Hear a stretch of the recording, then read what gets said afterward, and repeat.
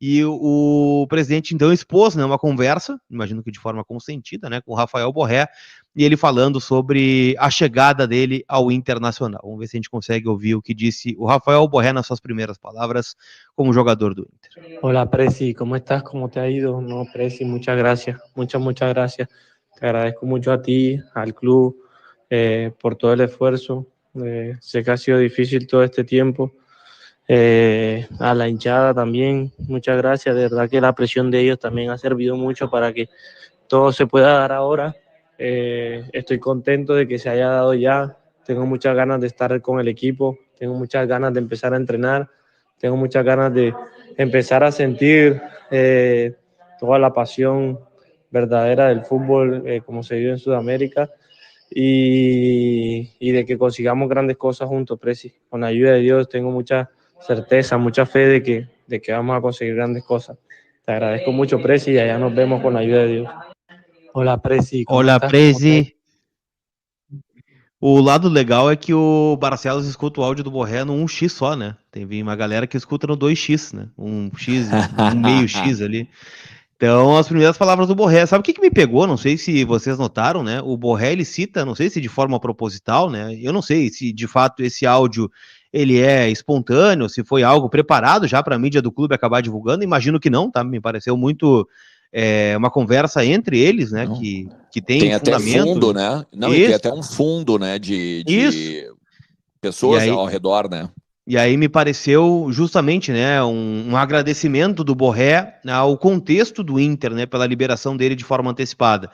E ele colocou o seguinte, né, agradeço também a torcida pela pressão que fizeram, que foi muito importante. Então, o meme, né, do Free Borré, da forma como o Inter divulgou, né, no próprio sábado, a liberação antecipada dele, com um adesivo, né, sendo colado aí pela cidade de Porto Alegre, das redes sociais também, realmente, né, foi algo que fez a diferença nesse sentido. Então, me pareceu muito entusiasmado o Borré para estar aqui também, né? Acho que isso já é meio caminho andado para que as coisas deem certo. Não, certamente. E tu vê, né, como o Borré fala, né, de, pô, obrigado, presidente, obrigado por me ajudar, né, obrigado pelo esforço que todos vocês fizeram e tal. Claro, ele diz que está muito ansioso, né, para chegar aqui, para ver o time, para vestir a camisa, para estar na cidade e tal, mas é um agradecimento quase que meio que assim me salvou mesmo, né? Me libertou mesmo, porque eu não aguentava mais ficar aqui, queria jogar de uma vez, não aguentava mais ficar esperando os caras terem a boa vontade de me colocar em campo, né? Porque tem muita coisa em jogo, não é só vir para o Inter, não é só jogar com a camisa colorada, né? Tem também a carreira dele, que o cara quer retomar os gols, que o cara quer jogar os campeonatos do Brasil, o cara quer jogar a Copa América, e estava sendo alijado, né, por parte do Werder Bremen. E esse áudio ele corrobora também uma série de informações que a gente trouxe aqui nas lives e tal, né? Então acho bem, e sem contar a questão da comunicação, né, cara?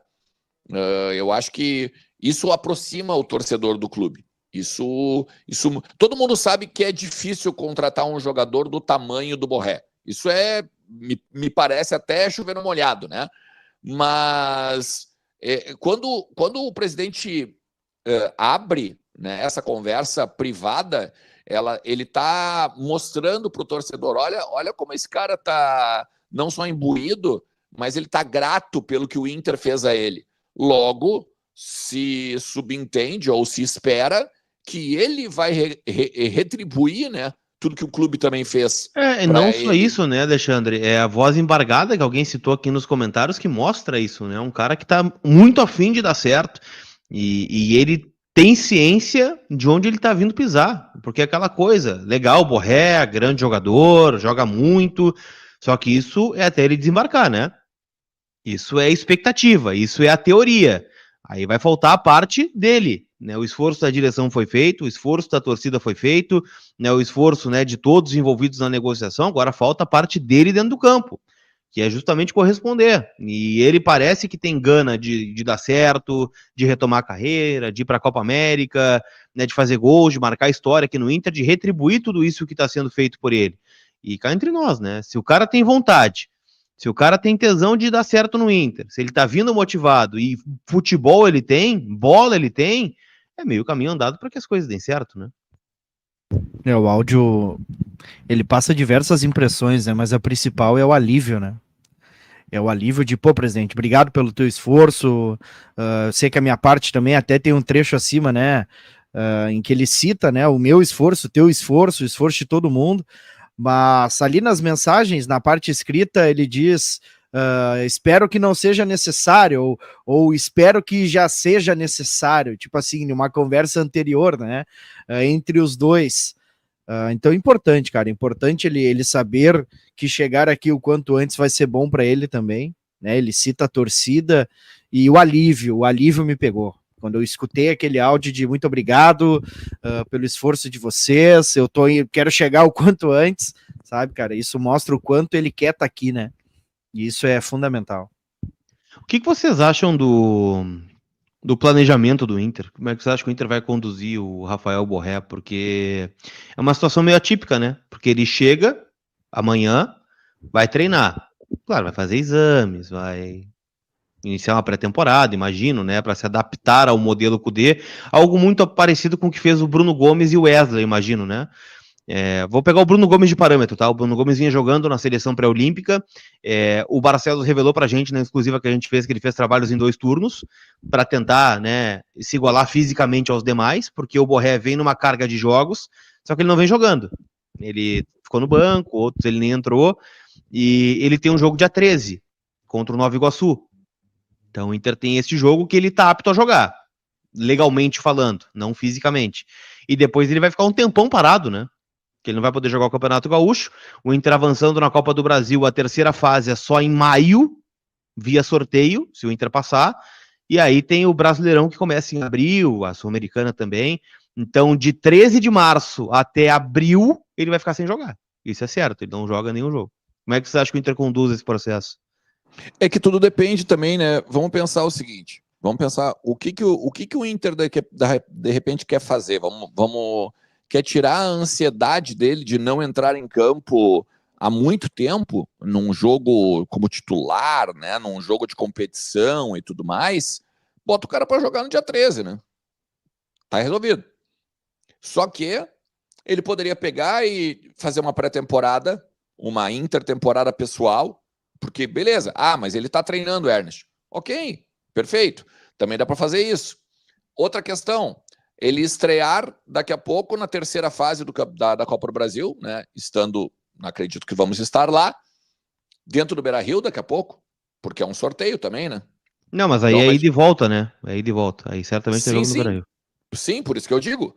É um sorteio na Copa do Brasil, né? Então daqui a pouco a gente pega a ida no Beira-Rio, estreia no Beira-Rio, ou daqui a pouco assim, ó, o primeiro jogo de abril para fazer a questão do aniversário do clube, do próprio aniversário do Beira-Rio, sabe? Fazer uma estreia, enfim, sabe? Porque assim, não adianta chegar a dizer, Ernest é um cara qualquer. Não é um cara qualquer, né?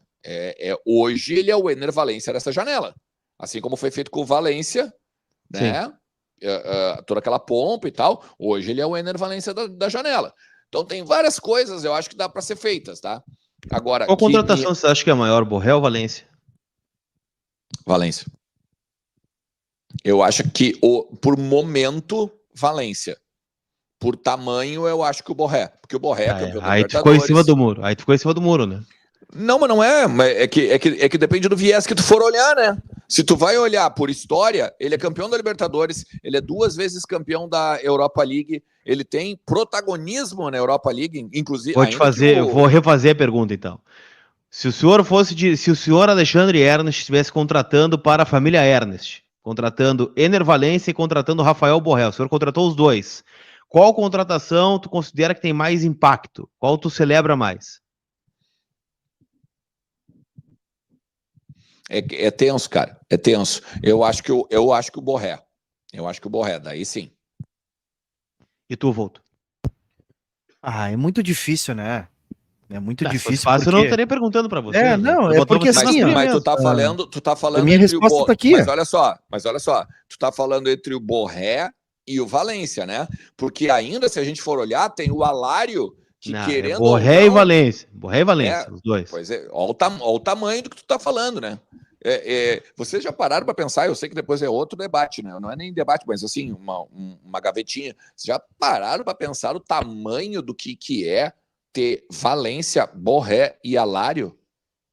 Todos os dias, antes de dormir. Tá louco, velho. Tá louco, isso é um absurdo, né? Não tem como dimensionar isso. Vão chegar em momentos diferentes, óbvio, né? O Ener Valencia, ele vem de uma temporada fantástica pelo Fenerbahçe, né? Uma temporada incrível, ele vem de uma Copa do Mundo, então são proporções diferentes, né? Mas o Borré também tem uma linda história. E outra coisa, né? O Borré chega ao Inter depois de passar Frankfurt, Werder Bremen, Atlético de Madrid, embora não tenha dado certo lá, né? Mas ele chega no Inter com a possibilidade de o auge dele ser aqui.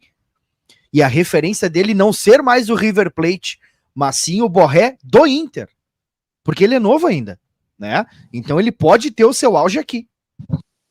Eu vou de Valência, tá? Para mim o Valência foi uma contratação de mais impacto, por tudo que fez na Europa, e fez em Copa do Mundo, fez pela seleção. Isso não diminui o Borré, né? Sem sombra de dúvida. É um debate que é meio inútil, na verdade, né? Porque os dois são nossos, os três, na verdade, são nossos, né? Mas mostra, né, o tamanho, né, das contratações que o Inter vem fazendo. Então... Aí é muito... E outra, né? Tirar um jogador do rival como o Inter tirou o Borré do Grêmio, né? O Alário também, né? Sempre muito complicado, mas já tem virado rotina.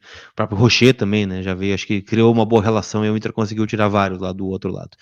Mas eu vou de Valência. Acho que o Ener é um... A gente não tem, às vezes, a dimensão, né, do que representa o Ener Valência. Hoje, por exemplo, tá? Eu fui fazer um levantamento, né? Tipo, terminou a fase classificatória do Campeonato Gaúcho e tal. Levantamento sobre as participações em gols dos jogadores do Inter, né? Até agora na temporada. E a gente tá falando que o Valência tá mais ou menos, né? Não, tá perdendo muito gol, o Ener Valência, né? O displicente muitas vezes, né? Não começou com tudo a temporada, vai engrenar ainda. Eu fui ler os números do Valência, né? Ele tem 6 participações em gols em 600 minutos. É quase uma participação a cada 100 minutos. Se a gente for computar que o jogo muitas vezes tem 90 e mais 5 de acréscimo em cada tempo, é uma participação em gol por jogo que tem o Ener Valência. 3 gols e 3 assistências. E imagina se ele faz todos os gols que ele perde. Então, é um jogador que a gente está se acostumando, né? Que o mínimo dele é entregar isso aí. 6 participações em gols em 600 minutos, mais ou menos. E quando ele não faz, ele vira contestado, né? Então esse é o nível do jogador que o Inter tem hoje. Ele é, para mim, disparadamente, sei que o Inter tem o Alan Patrick, que o Inter tem o Wanderson, que o Inter tem o Arangues, que o Inter tem o Rocher. O Ener Valência é o principal jogador do Inter hoje. Disparadamente o principal jogador do Inter. A gente tem essa dimensão, né? Quando a gente volta, né? Quando a gente volta a ter um jogador que vem de camisa, né? Porque a gente via muita gente até recente, né? 10 da Alessandro, é Fernandão, são sempre camisas com o nome de jogadores que já passaram. Quando chega o Ener Valência, já é um caos no Beira-Rio, já com a camisa de número 13, Ener Valência. Eu mesmo, cara. Contei a história já pra vocês. Eu não compro camisa do Inter com nome de jogador. Eu escolho um número aleatório e boto meu nome. Tanto que essa que eu tô aqui, ela tem o número 10 e Bruno Volto às costas. Quando chega o Ener Valência, eu falo, não, eu tenho que ter essa camisa. Porque é um jogador que tu sabe que vai dar certo, é um jogador que tu sabe que vai ter retorno, é um jogador que chamou o sócio. Então essa é a dimensão do Ener Valência. Essa vai ser a dimensão do Borré. Hoje o Ernest botou na rede, batemos 134 mil sócios. Entende? Então essa é o tamanho das contratações do Inter, por isso que a gente não consegue mensurar qual vai ser mais importante, né? Mas no momento que tu contrata um jogador e ele começa a vender camisa a rodo, como se diz aqui no Rio Grande do Sul, é porque esse jogador é grande. Tem informação aí, Alexandre Ernest.